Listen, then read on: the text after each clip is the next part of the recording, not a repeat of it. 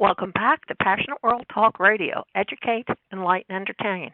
Also, Cool Your Heels with Lillian, heard every Tuesday evening from 8 to 9 p.m. Eastern on AMFM247.com. And this morning on Cool Your Heels with Lillian, we have a special guest who is a former Vietnam veteran, and he's written a book about his experience. So, Roland, please introduce yourself and tell everybody the name of your book.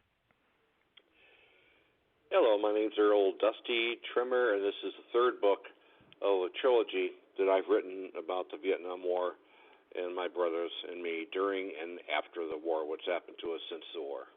And why is it so important that people hear about what has happened to the soldiers from Vietnam? Well, the first one I titled Condemned Property, and for good reason. Over 1 million Vietnam veterans have died prematurely since the war has ended, and it's a well-kept secret, just like the media kept the secret what really went on during the war over there. And so I named the book Condemned Property. I myself have suffered, incurred, or 5 terminal-type diseases related to Agent Orange, and it took me 13 and a half years to get appeals approved through the VA for my claims. And while I was writing the first book, 4 of my platoon brothers died from their Agent Orange cancers. And then the second book was Payback Time. And then the last one is called Unbreakable Hearts. And this one is out now. And it helps or tries to establish or send out a legacy for Vietnam veterans that can be, and families, they can be proud of for as long as they live. It tells the truth about what they went through. It tells the truth about the Vietnamese people, who I love. I admire and grown to respect and love the Vietnamese people. I've been studying Vietnamese history since I came back from Vietnam, and I'm just amazed.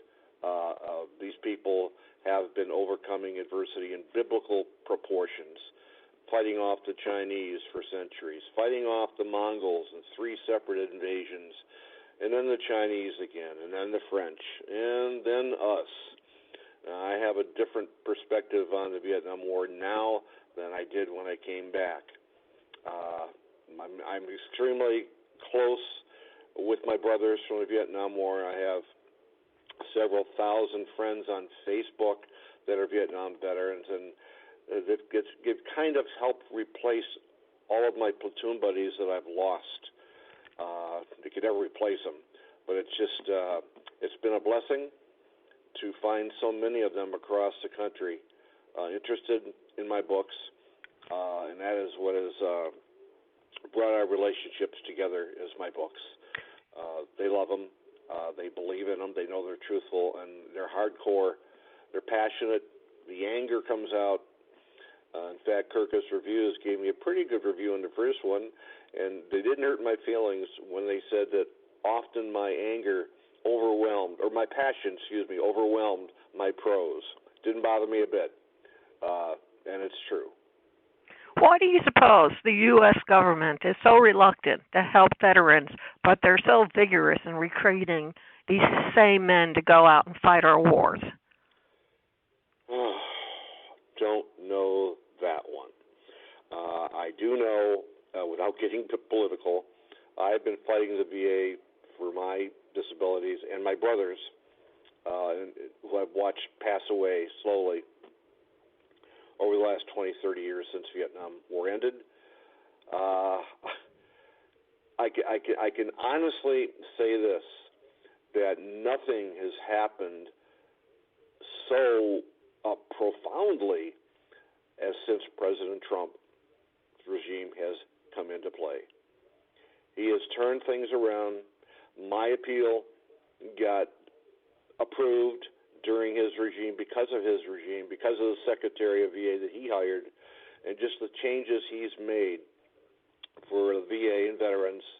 And I have no political aspirations. I have no political favorites. I'm very independent, but I can tell the country this, and most Vietnam veterans will agree with me now, because their lines to get health care have shortened immensely. The waiting times have been shortened immensely. A number of high-ranking VA officials have been terminated by the Trump administration, which could not happen before. They were just untouchable. And the attitudes, the arrogance, the obnoxiousness by the VA made people just a lot of my brothers just gave up. They went to a closet. They don't tell their stories. They just gave up. They quit fighting with the VA. But that has changed now. And in the book, I talk about that. And in fact, in between a stroke and kidney cancer, I finished the book and dedicated a chapter to Donald Trump for what he has done. And I listed 12 things that were immensely beneficial to us that he has done or his administration has done. And that list is outdated now. They've done so much more for us. Just can't thank them enough.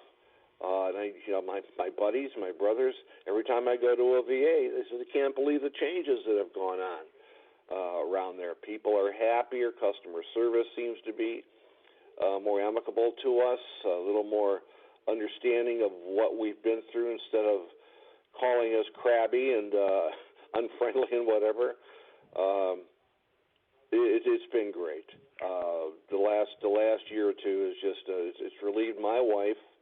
Unfortunately, it's all too late for the reason I mentioned earlier, that over 1 million of us have passed away prematurely from the war, from Vietnam War-related conditions.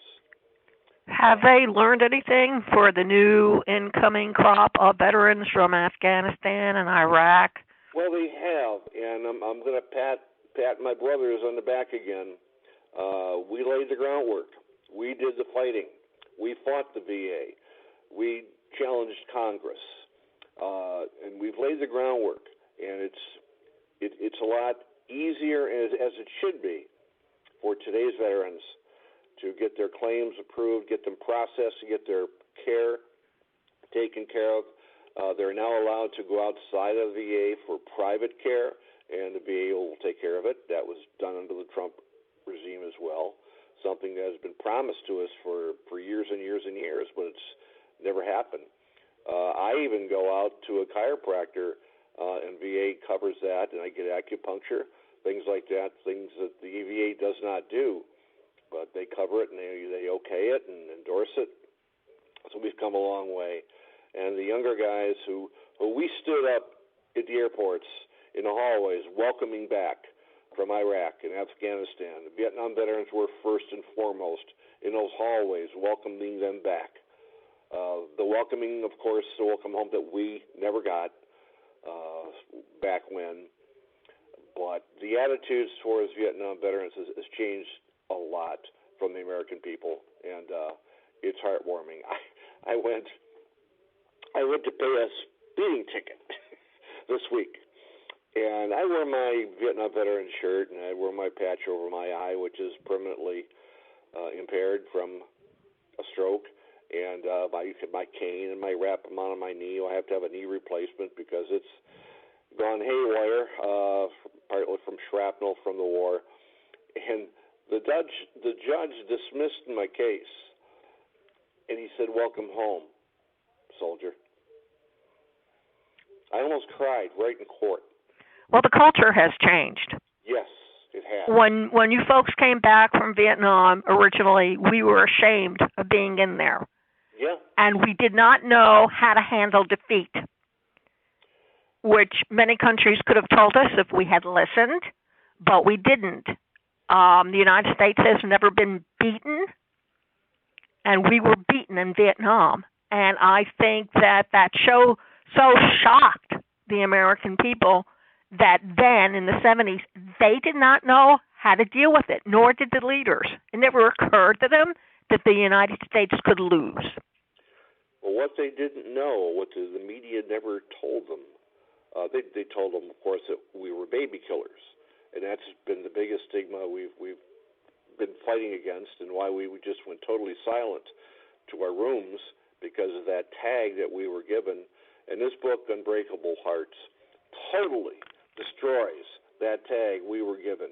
And any Vietnam veteran or their family member that reads this book will be proud of this book.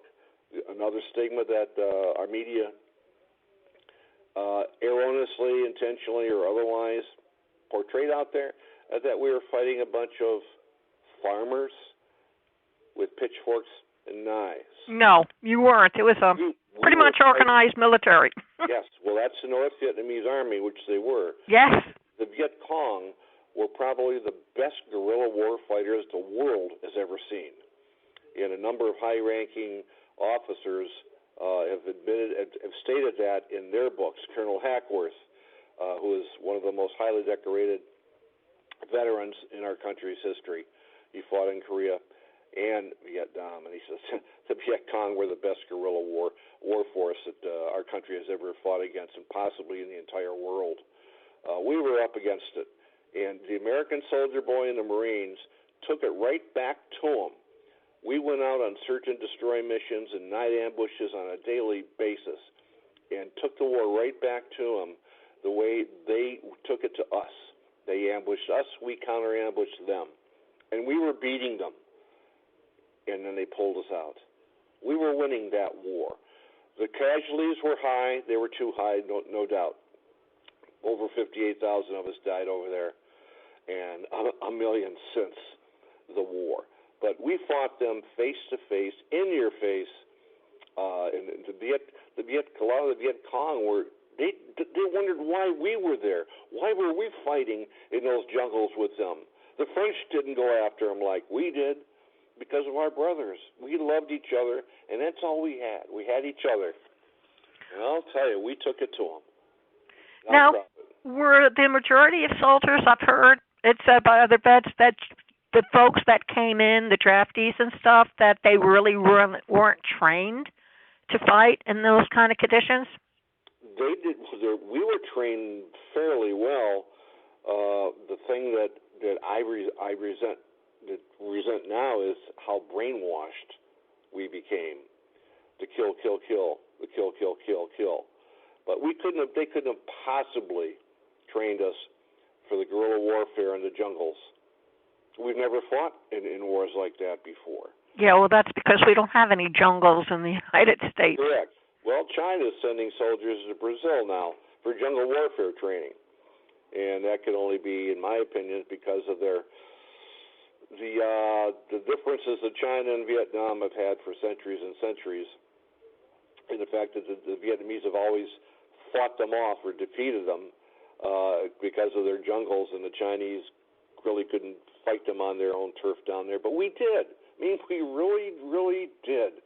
And I don't know of a Vietnam veteran, combat Vietnam veteran, infantry or Marine, that wouldn't agree to that. We fought them, and we were beating them at their own game. All right.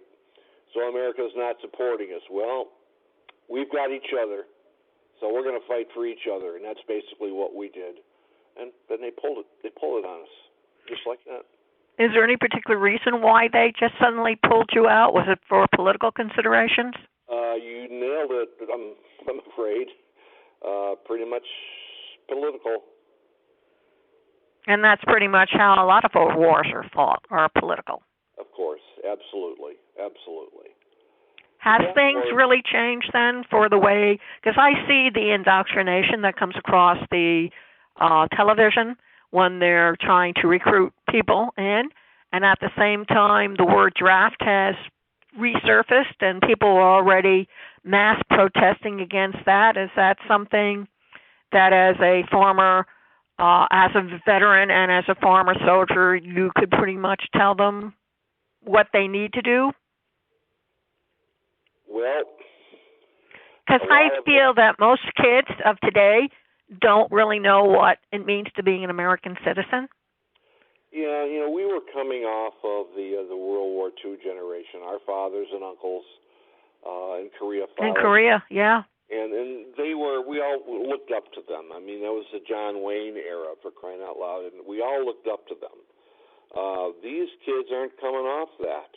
They don't have those heroes to look at. I mean, they're just so far removed from that generation.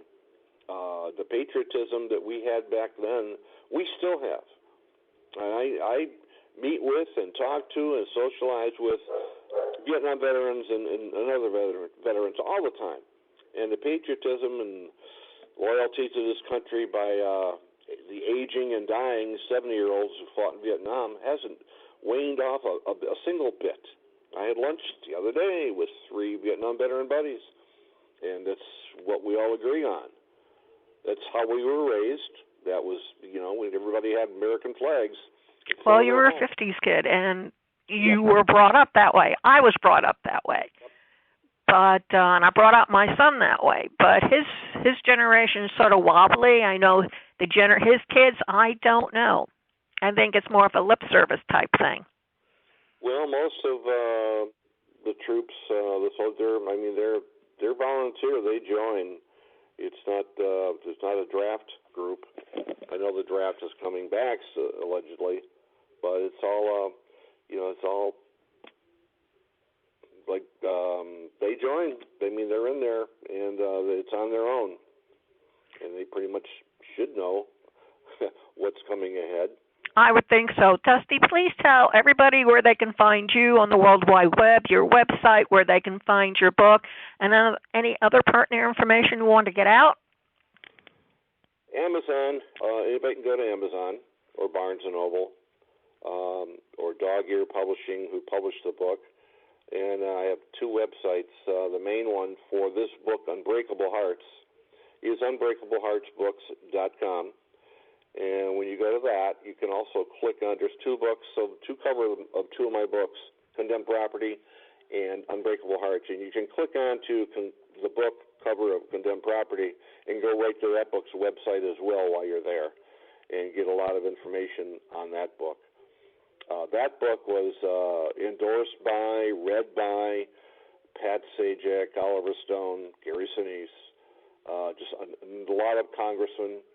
And the new book is in the hands of President Trump, his secretary, several congressmen, Texas Tech University, their Vietnam veterans library just requested it to be sent down there to go in their library.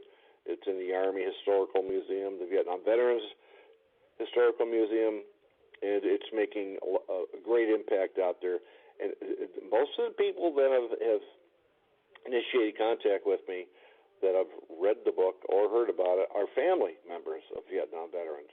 A lot of Vietnam veterans they still can't dig into that. They don't want to be reminded, and it's tough for them to read about it, let alone watch movies about it. I know Vietnam veterans that have never watched a Vietnam War movie. I watched them all.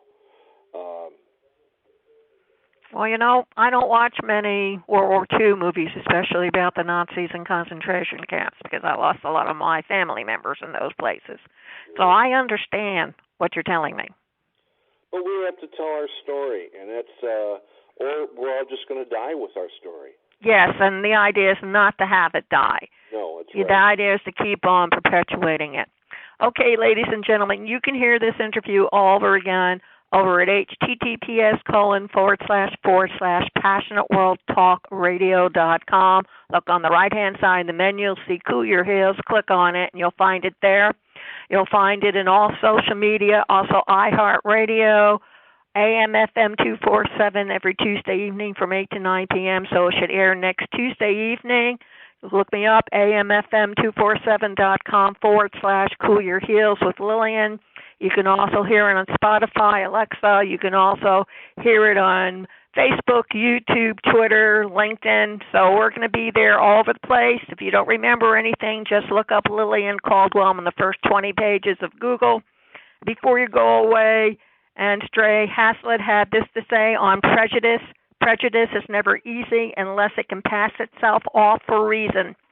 Thank you all very much for listening, and remember, our next scheduled interview is 3 o'clock this afternoon, In Pursuit of Health. Thank you all very much for listening, and remember, please keep listening. Thank you.